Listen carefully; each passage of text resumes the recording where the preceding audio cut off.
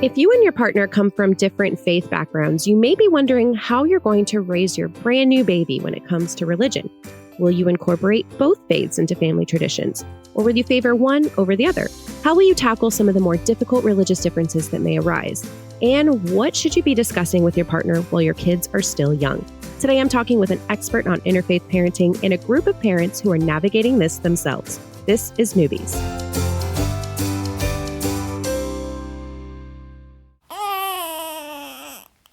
Gorgeous. It's a girl. Surprise! The whole family's here. So when are you having the next one? It's just poop. Ready for another? Wow, you look really tired. Ready to go back to work? Yellow poop? Seriously? Did you sterilize this? Sex? Now? You've got to be joking. You should sleep when the baby sleeps. She doesn't look anything like you. I thought you already had your baby. I did. Babies don't come with instructions, so there's Newbies, helping new moms and new babies through the first year. Welcome to Newbies. Newbies is your online, on-the-go support group guiding new moms through their baby's first year. I'm Natalie Gross. I have a 4-year-old boy and a baby girl, and we've got a great show today talking about interfaith parenting. Now, before we get started, I wanted to say that I would love for all of you listening to come join the fun over at our new membership club called Mighty Moms. That's where we let you all know about upcoming recordings and other new mommy media events. You can also connect with other moms in your same stage of parenting and continue the discussion of topics that we cover here on the show. And did I mention it is totally free to join? So simply go to our website, newmommymedia.com, and click Become a Mighty Mom to sign up. We also have a weekly newsletter that you can sign up for on our website. And of course, your best way to stay updated with our content is to hit that subscribe button in your podcast app of choice. We have a great group of parents, moms, and dads joining us today. So welcome to the show, everyone. To get us started, please introduce yourselves. Tell us about you, your kids, and your family's faith backgrounds that have brought you to this discussion on interfaith parenting today. So let's start with our married couple, Greg and Alyssa. Why don't you guys go ahead and start? Hi, I'm Alyssa Soroka. And I'm Greg Soroka. And we've been together for 15 years and married for 10. We have 2 daughters. The oldest is 4 and the youngest is almost 1.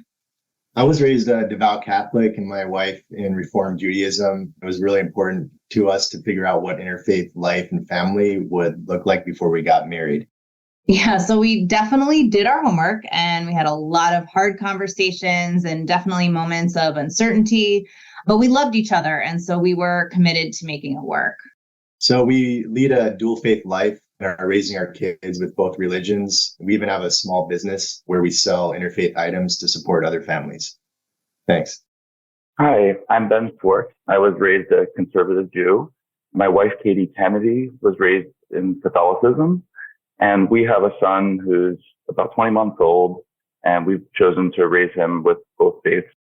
Hi, I'm Ben Caston. My wife Amanda and I have been married for about 5 years now. We have a 2-year-old daughter. And like some of the other families on the show today, we come from different faith backgrounds. I was raised conservative Jewish. My wife grew up in the Southern Baptist Church. And so very different backgrounds. And so before we even got engaged, we knew that religion was going to be a major part of our lives. And we'd have to have some of those difficult conversations that Alyssa mentioned. We found the Interfaith Families Project of Greater Washington, which had a young couples course, which we took before we decided to get engaged, in part to try to figure out if we could make it work. And we've been raising our daughter in sort of with both faith traditions since then. My name is Jordan Gray, and my wife, Jess, and I are married close to 9 years now. I was raised in Reformed Judaism, my wife in the Catholic Church, and we have a 5-year-old now as well that we've decided to raise within as Ben mentioned, the Interfaith Families Project of Greater Washington, so that she can learn about both faiths. Awesome. Thank you all so much for being here and sharing more about your experiences today. I can't wait to hear more later on in the show, but we're going to take a quick break. And then when we come back, we'll be meeting our expert, author and speaker, Susan Katz-Miller. She's going to share some of the benefits of raising children in multiple religions and tips for parents navigating this. Stay with us.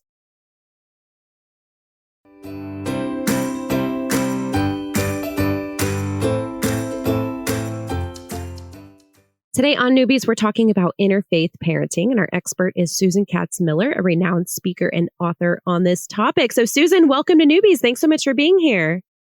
Great to be with you. Awesome. Susan, what are some of the benefits of raising your kid into religious traditions versus choosing one over the other? And I know that you were raised in an interfaith household, so maybe you can speak from your personal experience here. Yeah, my point of view comes from both my lived experience as an interfaith kid, growing up in an interfaith family and raising two kids, and also as a journalist, the research that I've done, the surveys and interviews that I've done on this topic. My first book, Being Both, Embracing Two Religions in One Interfaith Family, describes why couples might choose to do both religions and what that looks like. And then my second book, The Interfaith Family Journal, is a workbook to support couples in figuring out whether they want to do one religion or the other or both or none. And I write about the fact that any of those pathways can work. It can work to pick one. It can work to pick both. It can work to pick neither. But each of those pathways has specific benefits and specific challenges. So some of the benefits of choosing both, which is what my husband and I did, would include the freedom to give your child intellectual literacy in both, to sort of speak both of those religious languages. And that can be a real benefit, just like being bilingual can be a benefit. And a lot of people find that it is intellectually stimulating. Another joy is being able to fully celebrate holidays and life cycle ceremonies with both sides of your family.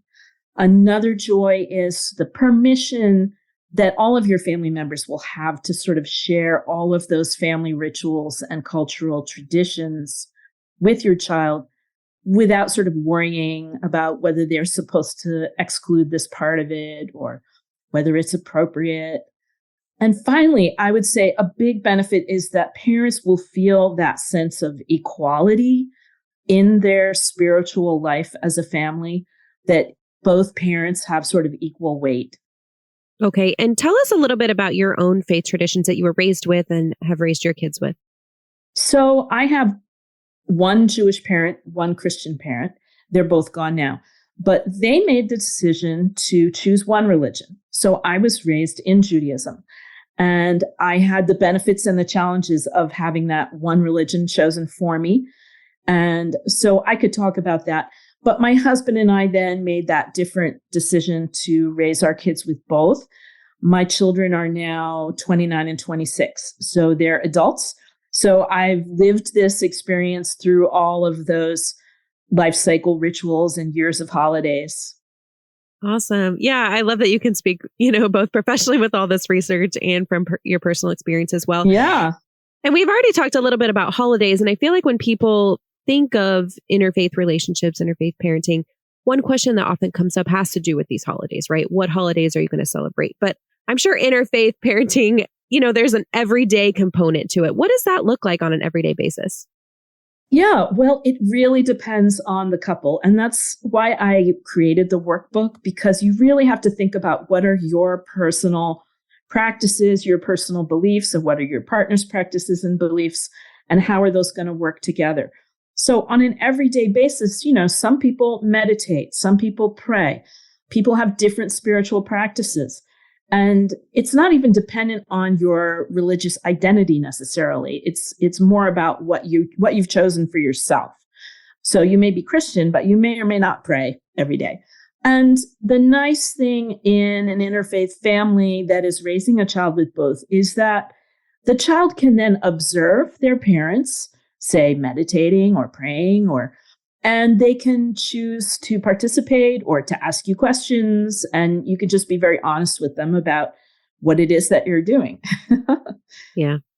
Well, most of our listeners are in their first year of parenting. So babies are very little, not really understanding these bigger concepts of religion. So if they practice a different religion than their partner, what are some conversations that they need to start having now, long before these kids can comprehend what they're actually observing?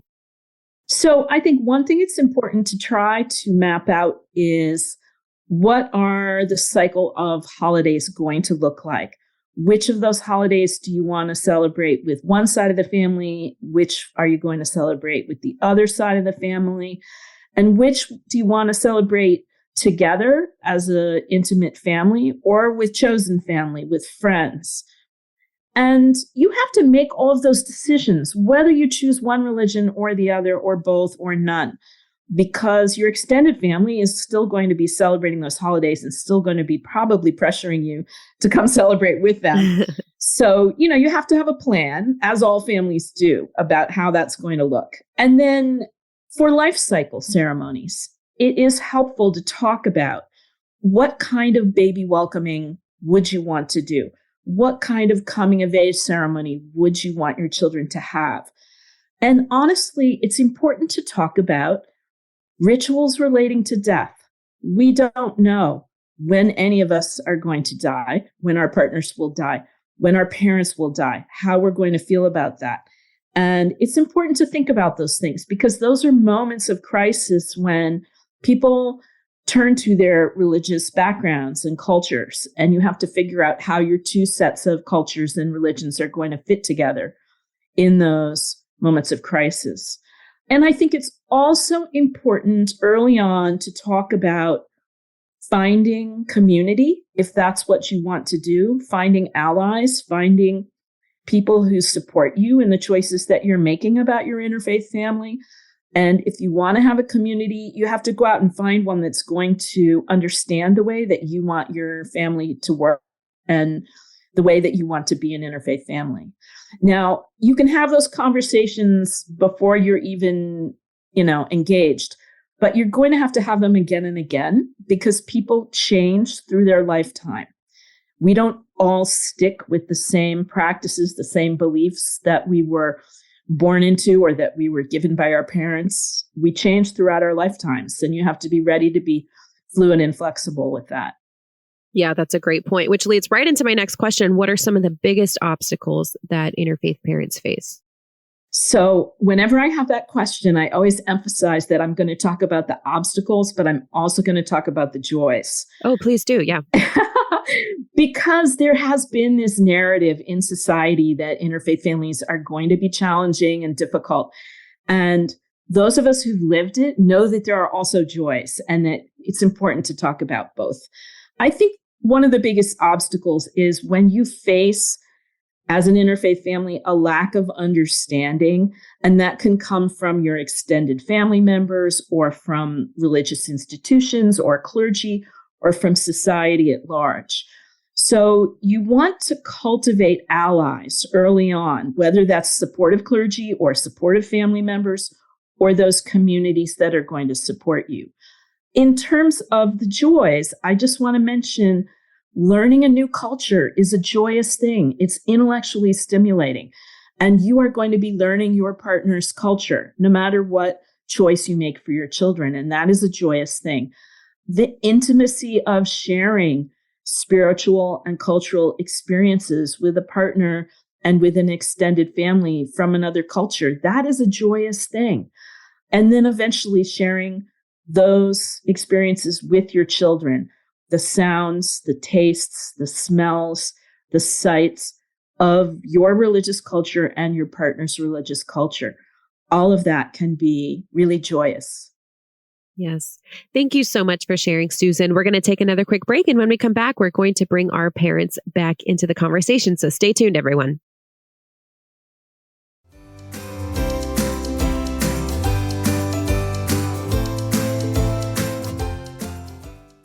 All right, parents, welcome back to the discussion. As you were listening to Susan and I talk, I'm curious if you were thinking of, has anything changed since having kids? Because I'm sure you can discuss religion and faith before you have kids, but when you have a baby, when you actually have the kid in front of you, maybe it's different. So did anyone's feelings about interfaith parenting change after you became a parent? Did you maybe start to reconsider some of those early discussions about baptisms, holidays, things like that? I'd love to hear from you. So I'll turn the floor over to anyone who wants to answer. This is Ben Schwartz. My wife and I had an interfaith marriage where we were able to weave together the traditions of Christianity and Judaism in a way where we both were kind of still identifying primarily with our own childhood religion. When we knew that we were going to be having a baby, we started having some discussions about what was it going to be like to live with a child and how are they going to identify with the religions that we were raised with. So we actually went and found IFFP, the Interfaith Families Project of Greater Washington, when we knew that we were having a kid, because we talked about, how each of us individually really connected with our religion, and it would be really hard to give one up. So when we decided that our child was going to be raised with both religions, we both started exploring each other's traditions in more depth, and were able to kind of identify as an interfaith individuals ourselves. So that was really important to us. Okay. This is Ben Caston. I'd say one thing that changed, not necessarily because of having a baby, but over the course of the years since we originally started dating, then got married, and then continued after our daughter was born, was the fact that we changed and our relationship with our own faith traditions changed over time. And so how we then interacted with those traditions as a family also had to evolve. And certainly it's a very different conversation where you're talking theoretically about, okay, how are you going to deal with Christmas or Hanukkah or Passover or what have you, than when you're talking about, Easter Sunday dresses and, Christmas dinners and the like. So I think that was the thing that surprised me the most, was how in the course of having those conversations, our own relationships with our faith traditions that we came from changed too. Mm-hmm. This is Jordan. And I think also it's one thing about talking about those traditions and those milestone moments, and then actually those moments coming forward, right? So whether it's talking about, baptism or a baby naming, and then all of a sudden, oh, we're actually going to be doing this. And it's something outside of the norm or the comfort, and continuing to keep having those conversations as each of those milestones happen. So you continue to make sure you're still comfortable, and your partner's still comfortable, but also that you're both moving in the same direction for yourself, but also your family. I'm curious if anyone dealt with some of that pressure from families or faith traditions to do certain things that maybe you and your partner had discussed not doing, maybe like a baptism or something like that, and how you navigated that. Hi, this is Alyssa Soroka. We definitely had a lot of challenges with our different sets of families and what they kind of expected us to do based on how we were brought up. So something that my husband was brought up doing, and that was also really important to him as an adult, was going to church every Sunday. And that was something that's, expected of him to continue doing by his family. And when we joined Interfaith Families Project of the Greater Washington area, there are services every Sunday. And that was a perfect thing for us to do as a family. But that meant he was no longer going to get communion and go to mass every Sunday, because we weren't going to do both. And so that was really hard for us to express to my husband's parents that, while it was very important to us to continue doing some sort of religious occasion every weekend, it wasn't going to be mass every weekend. And that was difficult for us. And this is Greg Soroka. I just wanted to chime in and build on that. So I wanted to make 2 points here. One is that along with all that comes up, a lot of things are unexpected. There's curveballs, there's inevitable curveballs. So really making sure you're open and flexible to everything, and eyes wide open. That's only going to help in the long run. And then the second thing I wanted to say is, in my time, in the interfaith communities, Interfaith Families Project, I see the value of being yourself and being myself. I might have been embarrassed or nervous to portray, the important faith that I have in Catholicism, but now I'm seeing that there's a value in the diversity of people being themselves and showing the value of their own faith tradition. And then also for my spouse, Alyssa. So just showing those values to our kids and then letting them make the realizations, asking questions. It's important for us to have all the Jewish life cycle events, and then also all the Catholic sacraments, for example. So just showing that to our kids is important, and it's really becoming something that's a priority for us. All right. It sounds like a lot of you have benefited from the Interfaith Project of Greater Washington, I think it was. So we'll link to that in the show notes because I think that sounds like a great resource. Any other good resources on this topic that have helped you and your families navigate this that you would like to recommend to our listeners? This is Ben Schwartz. I know this was mentioned a little bit earlier, but the Interfaith Families Project also does a couples workshop, and I'd highly recommend it. My wife and I were able to go to that, and we were able to focus on what our shared values and commonalities were and find out what kind of framework is actually possible for leading an interfaith family lifestyle. And just knowing that there are different shapes that can take and that it's something you can work on as a team to come to the solution that's right for you. That was really, really helpful for us. And this is Alyssa again, just another IFFP related activity that is of incredible value and I think is available to anyone anywhere virtually is the Sunday school. Something that was really important to us to figure out before we had kids was what kind of religious education our kids were going to have. I went to Hebrew school for a very long time. My husband went to CCD. And we didn't want to have to choose one over the other. We didn't want to have kids do both, which seems like they're just going to end up rebelling against religion altogether. And so IFFB actually has this Sunday school program that integrates both Jewish and Christian traditions and principles and values and holidays into the education. And it's available I'm pretty sure it's available to anyone. And I think that is one of the best resources that kids could have that are growing up in an interfaith household.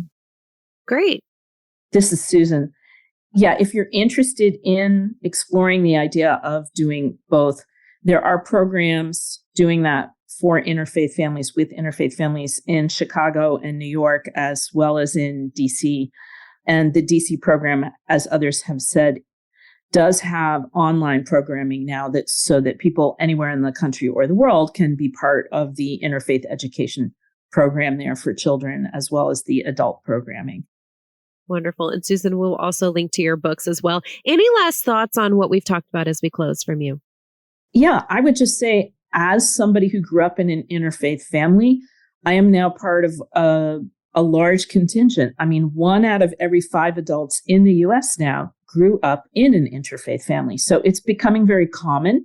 And so I think it's important that people feel the right to claim the kind of interfaith family that they want to have and to speak out and to help create new communities. And I see all of this as a way of bridging cultures and religions and creating peace in the world.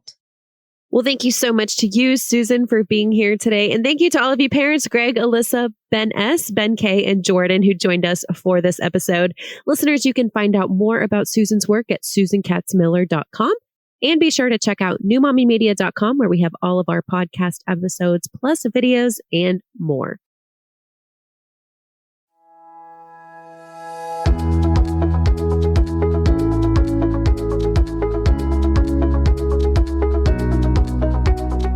That wraps up our show for today. We appreciate you listening to Newbies. Don't forget to check out our sister shows, Preggy Pals for expecting parents, Parent Savers for moms and dads with toddlers, the Boob Group for moms who give breast milk to their babies, and Twin Talks for parents of multiples.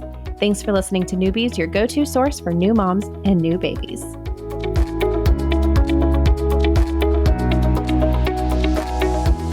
This has been a New Mommy Media production. The information and material contained in this episode are presented for educational purposes only. Statements and opinions expressed in this episode are not necessarily those of New Mommy Media and should not be considered facts. While such information and materials are believed to be accurate, it is not intended to replace or substitute for professional medical advice or care, and should not be used for diagnosing or treating healthcare problem or disease or prescribing any medication.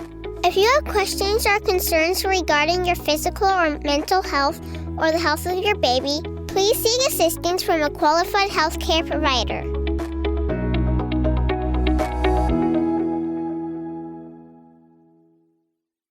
Hey Hey, mamas. Don't forget to check out Mighty Moms. It's our online community built for new moms just like you. Not only can you connect with other moms, but you can also join us backstage for special mom-only online events. And you'll also be notified when we're recording so you can join us as a special guest. Visit our website, newmommymedia.com, and click on the Mighty Moms banner. It's free. That's newmommymedia.com. See you there.